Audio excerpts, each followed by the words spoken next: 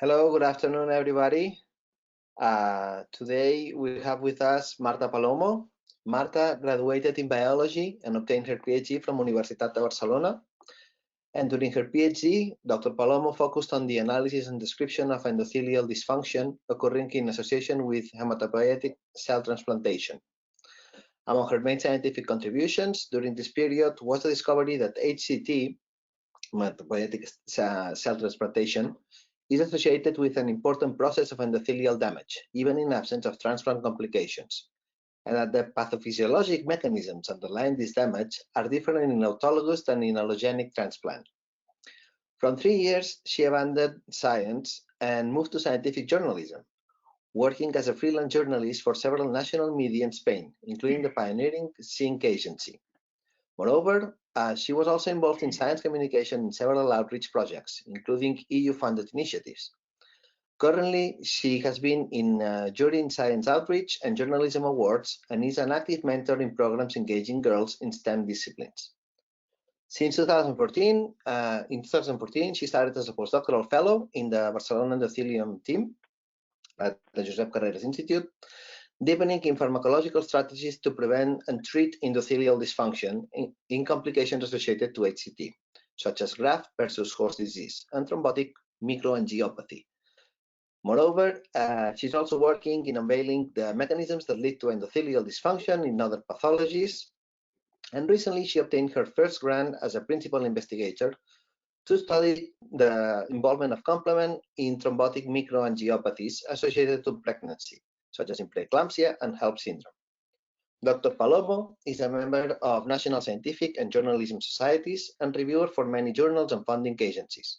She has a network of international collaborators and is involved in the training of young researchers with 1 PhD and 1 master thesis already finished and 4 more PhD theses underway as co-director.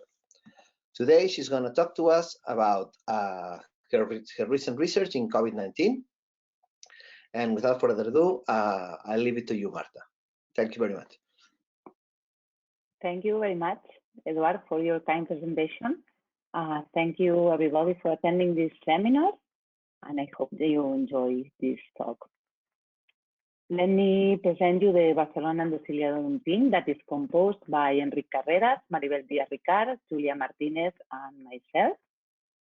We have several ongoing projects related with the study of the endothelium and its dysfunction in association with hematopoietic cell transplantation, as Eduard explained. Specifically, we are studying the role of the endothelium in the initiation and the development of complications such as graft versus host disease, thrombotic microangiopathy and engraftment syndrome. We are also working in the endothelitis associated with sickle cell disease and in the mechanisms of action of several drugs that protect the endothelium in different contexts. Finally, we are also starting new research lines related with the role of the complement in different thrombotic microangiopathies, and we received funding from La Maratón. We are very happy for that. But last March, suddenly everything stopped with the arrival of the virus, SARS-CoV-2. And as you know, there is a popular saying that is that when one door closes, another one opens. And this is what happened. So we began to study the endothelium in COVID-19 context. Patients with laboratory confirmed COVID-19 have a wide spectrum of clinical disease severity with 3 main stages of disease progression. The first stage is in an asymptomatic incubation period. The stage 2 is the presentation with mild to moderate symptoms as a consequence of the immune response against the virus. And finally, a small percentage of patients arrive to stage 3, when the immune system fails to contain the virus and a systemic hyperinflammatory response predominates. More severe cases bear features of cytokine release syndrome associated with pulmonary infiltrates and a rapid worsening of respiratory failure, with a marked elevation of acute phase reactants. But although the main target organ of SARS-CoV-2 infection is the lung, as you perfectly know, with respiratory failure being the primary clinical problem in these patients, COVID-19 associated morbidity and mortality is not only caused by the acute respiratory distress syndrome. From the beginning of this pandemic, the pathological evidence and laboratory results have arisen pointing out to the endothelium as a key factor in the pathophysiology of this condition. So although most COVID-19 patients are asymptomatic or exhibit mild symptoms, those with advantageous stage, with stage 3, present clinical and analytical signs of severe endothelial injury due to probably direct viral infection of endothelial cells and to excessive systemic immune cell activation induced by the virus. We have to keep in mind that although also that the most severe cases occur in patients that present an endothelial dysfunction background, as for instance, they present diabetes, obesity, hypertension, disease, and cancer.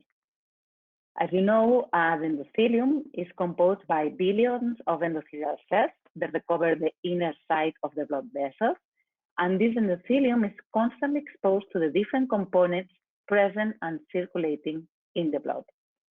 A healthy endothelium expresses very specific features. It is anti-aggregatory and pro-fibrinolytic. It presents anti-adhesive properties, resisting leukocyte adhesion. It constantly maintains intact its barrier function. It promotes vasodilatation, and it presents an antioxidant phenotype. When SARS-CoV-2 infection occurs, the endothelial cells become activated due to direct infection, the presence of pathogen-associated molecular patterns, as for instance, pro-inflammatory cytokines, and the presence of danger-associated molecular patterns from dead cells. Under pathological conditions, such as COVID-19, this endothelium becomes damaged, and all these properties change. Then these alterations in the endothelium leads to damage in several terminal organs, not only the lungs, but in different vascular territories, affecting several vital organs, as you can see here. I don't know if you see my point. There are many of these affections that we see them in COVID-19 patients. So far, we have some clinical evidence that this is occurring, that endothelial activation is occurring. As for instance, this study analyzed lungs obtained from patients who died from COVID-19 and compared them with lungs from patients who died from acute respiratory distress syndrome, but secondary to influenza, to H1N1 infection. The lungs from patients with COVID-19 showed distinctive vascular features. First of all, COVID-19 lungs present severe endothelial injury associated with the presence of intracellular virus, and disrupted cell membranes. These COVID-19 lungs also showed widespread thrombosis with microangiopathy. Alveolar capillary microthrombi that you can see here pointed by arrows were 9 times more prevalent than in patients who died from influenza. And finally, the lungs from patients with COVID-19 present a bigger amount of new vessels. However, these signs of endothelial damage are not limited to the lungs. Post-mortem analysis of COVID-19 patient kidney by electron microscopy revealed viral inclusion structures in endothelial cells. Moreover, histological analysis of small bowel and heart from COVID-19 patients reveal an accumulation of inflammatory cells associated with the endothelium and apoptotic endothelial cells.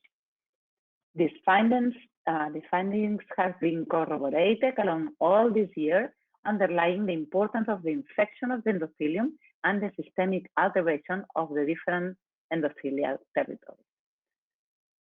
So the hypothesis is that SARS-CoV-2 binds to its target using the angiotensin converting enzyme 2 receptor on human cells. These receptors are abundant not only in human lung epithelium, but in all the vascular endothelium.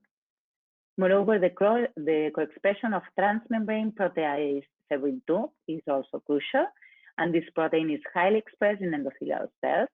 And finally, heparan sulfate, that is a glycosaminoglycan present in the endothelial glycocalyx, participates also in the viral infection. Once the endothelium is infected, the endothelial cells release interleukin-6 and other cytokines. Together with other cytokines, the endothelium permeability increases, producing a positive feedback, increasing inflammation and activating complement system. Certain aspects of the complement cascade facilitates coagulation and interfere with anticoagulation. Therefore, the crosstalk between the complement and coagulation dysregulated cascades, together with endothelial damage, might create the prothrombotic environment that we see in COVID-19 patients. For all these facts, COVID-19 patients should be at high risk of developing thrombotic complications. And actually, there are several clinical studies demonstrating that it is true that COVID-19 patients in intensive care units are prone to thrombosis. But there are other mechanisms that have been postulated to induce thrombotic complications in COVID-19 patients. The first is the complement system activation. There are preclinical and clinical studies suggesting an important overactivation of the complement system in SARS-CoV-2 infection. The complement system, as you probably know, is part of the innate immune surveillance system and plays a critical role in the response to bacterial and viral infections. The classical, the lectin, and the alternative pathways are the three different pathways through which complement system can be activated. All of them lead to the terminal pathway that ends with the release of C5a, that is a potent anaphylotoxin, and the deposition of C5b9 molecule on endothelial cells. This C5b9 forms the membrane attack complex that promotes cell lysis through proton influx. An overactivation of the complement cascade can also promote acute and chronic inflammation with an increase in the cell adhesion molecules expression and a leukocyte recruitment, with an increase in oxidative stress and intravascular coagulation due to von Willebrand factor release, followed by platelet aggregation and coagulation inhibition. All these processes lead to cell injury, leading to thrombotic microangiopathy with multi-organ affection. And there are some evidence that it is occurring in COVID-19. As for instance, the analysis of lung tissues from 5 patients with severe COVID-19 revealed significant deposits of complement components, such as the C4 here on your left and C5b9. Also, the plasma levels of C5b9 and C5 have been found to be elevated in COVID-19 patients compared with healthy controls. It is known that SARS-CoV-2 spike protein binds directly to heparan sulfate that we talked before, and proteomic and metabolomic characterization of COVID-19 sera also suggests a complement involvement in the pathophysiology of this infection. Another mechanism hypothesized to be involved in thrombotic complication is an hypofibrinolytic state. The main hypothesis is that there is an initial overactivation of the fibrinolytic system to compensate the activation of the coagulation cascade. And eventually the system becomes excited and the thrombin formation perpetuates. And actually there are many laboratory markers of coagulopathy that are found to be severely altered in COVID-19 patients, as for instance, the dimer levels. So when all this pandemic started, our colleagues from intensive care unit at hospital clinic, Dr. Pedro Castro and Dr. Sara Fernandez, shared with us one doubt that they had. That was if SARS-CoV-2 infection was equal to sepsis. Actually, there are references in the bibliography discussing the concept of viral sepsis that consists in that COVID-19 stage 3 could be very similar to sepsis. And endothelial dysfunction in particular has been extensively studied in sepsis. As you can see in this picture, probably some of the mechanisms leading to endothelial dysfunction are very similar in sepsis than in COVID-19. So our objective when we start this study was to identify circulating markers of endothelial damage, complement activation, and fibrinolytic misbalance in COVID-19 patients, and to compare their levels with those observed in other septic or inflammatory syndromes. Our study group was composed by 49 patients with confirmed diagnosis of COVID-19, because positive PCR and typical radiological chest imaging. And these 49 patients were classified into moderate, severe, or critical disease groups. Moderate refers to patients with fever, and respiratory symptoms, with radiological findings of pneumonia that presented admission criteria due to the age or comorbidity, but did not require oxygen requirements. Patients in the severe group were those who, in addition to the radiological pneumonia, had oxygen requirements, and patients in the critical group were those who require admission to intensive care unit due to the need for mechanical ventilation or due to the organ dysfunction. And then we compare the results with two main groups. One group composed by healthy donors, and other composed by non-infectious systemic inflammatory response syndrome patients, septic patients, and septic shock patients. The three groups were inside the intensive care unit. And we looked for markers of endothelial and glycocalyc damage, complement and innate immune system activation, and fibrinolytic system.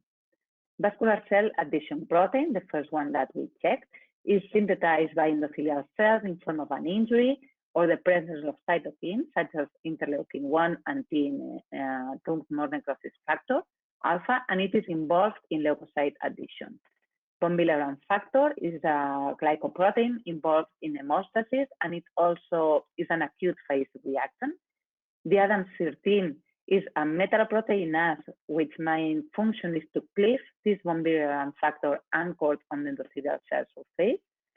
TNF receptor 1 is a positive T cell co-stimulatory molecule, very important for the timing of cytokine response. We also checked thrombomodulin that is expressed on the surface of endothelial cells and plays an important role as a natural anticoagulant because it serves as a cofactor for thrombin, and it also activates protein C. So when the endothelial damage occurs, it is associated to an increase in thrombomodulin expression as a compensatory mechanism. And then we also quantify heparan sulfate, that is the glycoprotein that I previously explained, and could be a marker of glycocalyx degradation due to the viral infection. To assess complement and innate immune system activation, we used two different approaches. Membrane complex was evaluated through a functional approach, that was the C5b9 quantification, of C5b9 deposits on endothelial cells in culture, and then we quantify also its soluble form, and neutrophil extracellular tract, because they have been found to be elevated in many inflammatory processes, and there is a positive correlation between the levels and a clinical progression of the patient. And finally, to assess the state of the fibrinolytic system, we checked for alpha-2 antiplasmin that inhibits plasmin, and then fibrin degradation becomes impaired with the perpetuation of the formed thrombus. And then we also quantified plasminogen activator inhibitor, PAI1, that it increased the fibrin degradation. So there are the clinical characteristics of the patients included in the study. Of note, our patients did not suffer from any thrombotic complication. However, all 49 patients except 2 received some kind of anticoagulation therapy. C-reactive protein, ferritin, and the dimer are the acute phase markers described to increase in COVID-19 patients, and that were also increased in our core, presenting a good correlation with disease severity. And I'm going to present you our results. First, we wanted to validate our selected markers as pathological in the context of COVID-19 when compared to healthy controls. In these graphics, you can see the control levels on the left and then the COVID-19 patients distributed in terms of degree of severe disease. All circulating biomarkers of endothelial injury were significantly increased in all groups of patients with COVID-19 in comparison with healthy donors, with the unique exception of ADAM13 activity that was in the normal range in all COVID-19 patients, with a median activity of more or less 70%. Considering that this activity, ADAM13 activity, is pathological when it is under 10%. These results validate the selected biomarkers in COVID-19 context. Furthermore, a progressive increase in the levels of biomarkers of endothelial damage was observed in association with COVID-19 severity. This progressive increase was statistically significant regarding BCAM1 levels among the different groups. Also, plasma von Willebrand factor antigen and von Willebrand factor activity levels showed a strong correlation with COVID-19 clinical severity. Circulating heparan and sulfate levels were also correlated positively with the severity of COVID-19, with significant difference between severe and moderate, as well as between the critical and severe disease groups. Critical groups was statistically significant also for TNF receptor 1. Plasma thrombomodulin, NETs, and alpha-2 antiplasmin activity did not differ significantly among the different severity groups. And interestingly, PAI1 and IgM levels were elevated but found to be lower in patients with critical disease compared to patients with moderate or severe disease, suggesting a surpaced system. A progressive increase in soluble C5b9 and in C5b9 deposits on endothelial cells was also shown in association with COVID-19 severity, with significant difference between critical and moderate disease noted. In these experiments, we exposed endothelial cells to the plasma from the patients, and then we quantified through an immunocytofluorescence the C5b9 deposits on the endothelial cells. Furthermore, we classified moderate and severe COVID-19 patients, meaning those patients that were not in intensive care unit, in two different groups based on the clinical progression during the first 3 days of admission.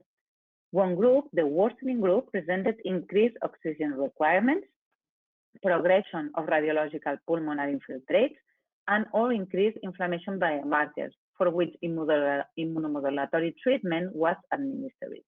The other group, the non-worsening group, presented with favorable outcome and response to standard therapy. When comparing both groups, there was significant difference regarding the age, the ferritin levels, and obviously the hospital length of stay. And other differences seem relevant, although they were not statistically significant, maybe because the small number of patients. And these characteristics are the incidence of comorbidities, such as hypertension, diabetes, and cardiovascular disease.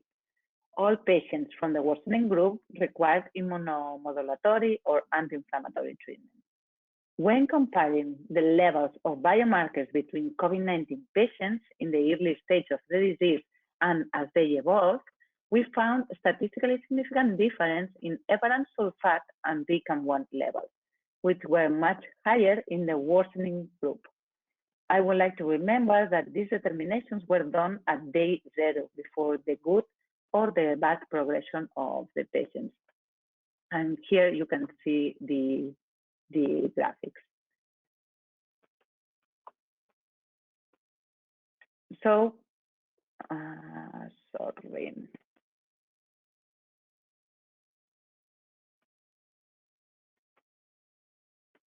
Then we compare our biomarkers levels between critical COVID-19 patients in intensive care unit with non-infective systemic inflammatory response syndrome patients, sepsis, and septic shock patients, all admitted to the intensive care unit. These are the clinical characteristics of this group of patients, but I'm not going to go into detail. In these graphics, you can see COVID-19 levels on the left, and then non-infectious systemic inflammatory response, sepsis, and septic shock.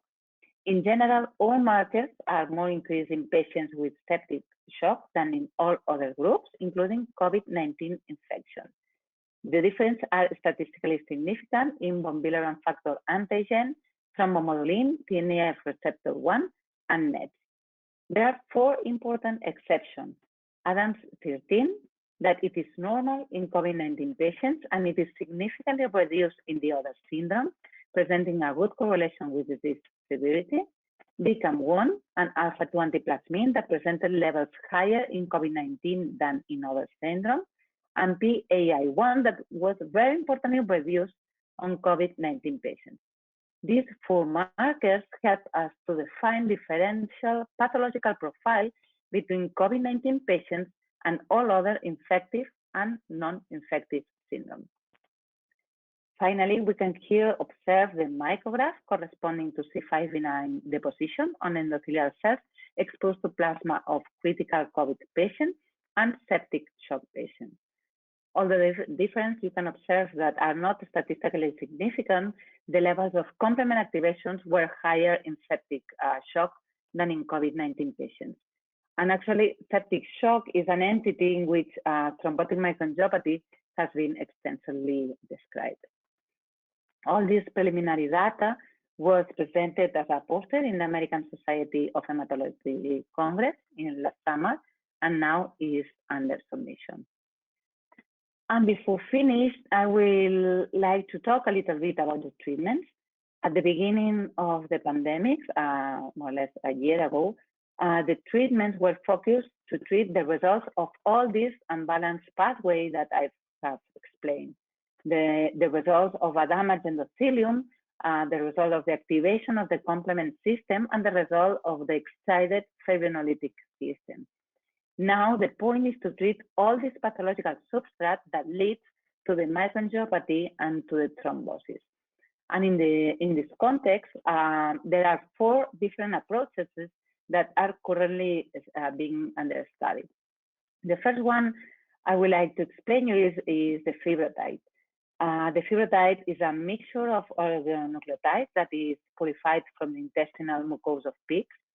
This drug has a recognized endothelial protective effect, and our group has a long experience with this compound. Our group participates in the biological study of this clinical trial, which name is DeFaCOVID. DeFaCOVID is a prospective, multi-center, randomized, double-blind, placebo-controlled phase 2 clinical trial, and wants to evaluate the fibrotide in the prevention and treatment of respiratory distress and cytokine release syndrome in patients with COVID-19. Moreover, there are 2 very similar drugs that are complement inhibitors. Their name is eculizumab and ravulizumab. There are monoclonal antibodies against C5 protein that forms the, if you remember, the membrane attack complex that you have seen. These clinical trials are ongoing. And finally, the fibrinolytic system is also under treatment with alteplase. This drug promotes the step from plasminogen to plasmina and degrades fibrin fibrils. And most of the patients receive heparin because it's anticoagulant and anti-inflammatory effect. Finally, I would like to review our conclusion, the conclusion of this study. Our data clearly demonstrate the presence of endothelial stress products on the circulating blood of COVID-19 patients and evidence of complement activation and fibrinolytic misbalance. This profile of biomarkers in COVID-19 correlates with the clinical severity.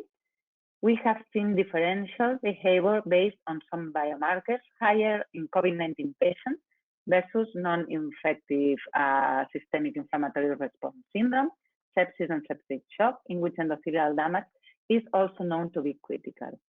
And additional studies, of course, are needed to validate these biomarkers as diagnostic and prognostic tools and their use for early treatment, sorry. Finally, I would like to acknowledge this is the work of many people working in the lab. Thank you very much to everybody. And thank you very much for your attention. I will be happy to answer any question that you have.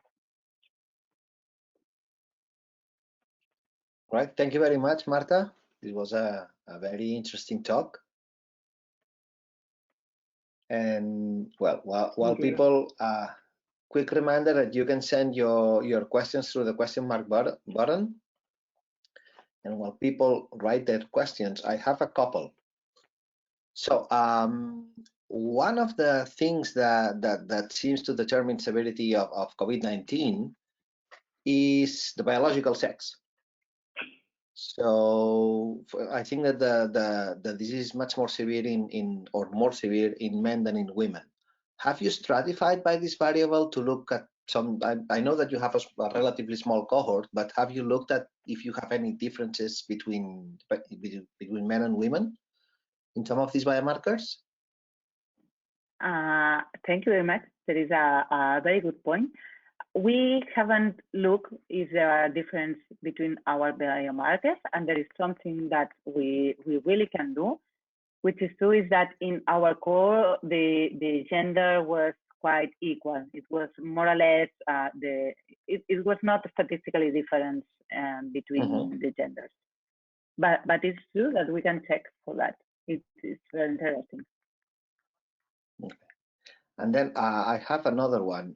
It might be a bit naive because this is a little bit outside my field, but one of the biomarkers that seems to really identify important subgroups in COVID, according to your data, is this PI1 protein, I guess. So what does it do? We didn't expect these results, which is always a good thing to don't expect a result. And we are looking to check more points of the fibrinolytic cascade in order to see which markers are elevated or decreased. And our hypothesis is that the fibrinolytic system is exceeded, and then the PA1 has been consumed in this patient. Although they have not thrombotic complications, but even with the COVID-19 patients, these results are very different, are very interesting, and we have to look a little bit more on that. Okay, thank you.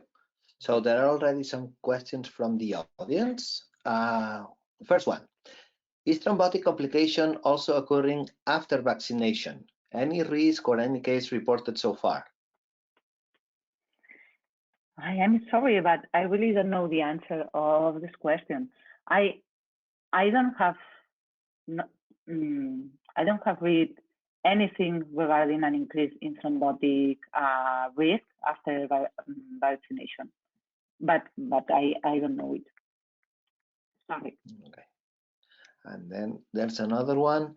Are there age-related factors associated with endothelial function and coagulation? Yeah, sure. The patients that present comorbidities such as hypertension or cancer or obesity are more prone to have thrombotic complications due to endothelial damage. And endothelial damage is something that could be inherent to the age also. So the patients that we classified as moderate were admitted to the hospital because comorbidities or because age, because they are, as we know, with more risk to arrive to an stage 2 or 3 of the COVID-19 disease. Mm-hmm. Okay, we have another one. Are you planning on keep on studying the markers, studying them more deeply, maybe? Yeah, sure. We have 2 projects in order to go on in the study of biomarkers. And the thing that we would like to investigate more is this slide that we showed you regarding that heparan sulfate and BCAN1 could be prognostic markers. These markers were very different in the patients that were going to be worsening or were going to have a good progression. We have a small sample, but even small, the difference are quite significant. And this will be very, very nice to see, because it will be ideal to have markers to check on day 0 and if they could have prognostic value. Yeah, this is probably in the same line. So according to your talk, concentration of some proteins in plasma obtained within 72 hours of hospitalization seem to predict the worsening or improving outcome. Am I correct? So yes, you are absolutely correct.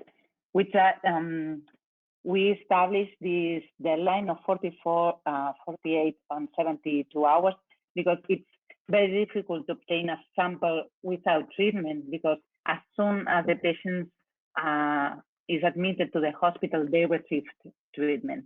But the sample 0 was collected before any treatment or before 24 hours before the beginning, after the beginning, sorry.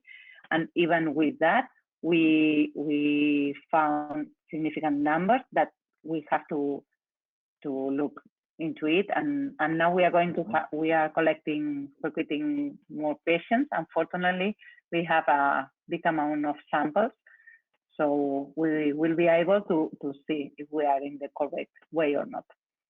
Okay, and then how about the association of ABO blood groups? So have you looked into that?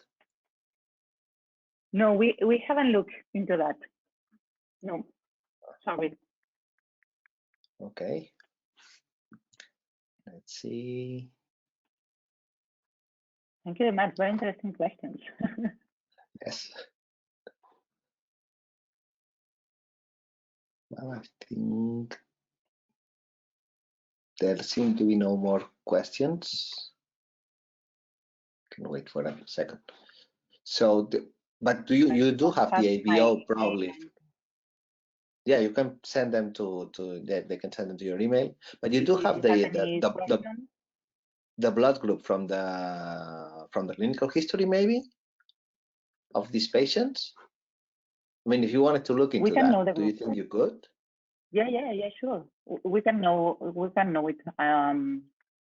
We can check for that because we have all clinical data, of course. Okay, that's interesting. Okay, there seem to be no more questions. So thank you, everybody, and thank you, Marta. This is usually where we have a big round of applause, but virtual times. All right, thank you very much. Thank you very much for everybody.